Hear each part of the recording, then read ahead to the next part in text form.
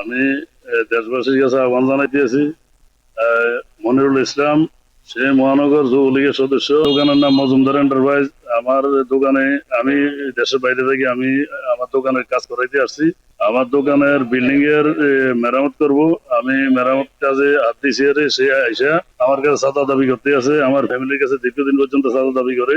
মাত্র 30% টাকায় জমির মালিক হয়ে নতুন বাংলাদেশের গড়ে তোলার স্বপ্ন দেখা বাংলা বসতি।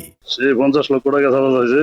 আমি দ্বিতীয় অফারে গোয়াতে সে আমার দোকানের সাইনবোর্ড ভাঙচুর করে নিয়ে গেছে, ক্যামেরা ভাঙচুর করে নিয়ে গেছে।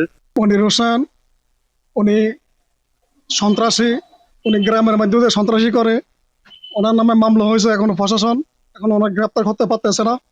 বিলাল হোসেনে ওনার বড় ভাই থেকে দোকান খরিদ করছে, খরিদ করার পরে উনি এই দোকানে এসে উনি লুটতরাজ করছে প্রায় 20 থেকে 30 লক্ষ টাকা মাল সামানা।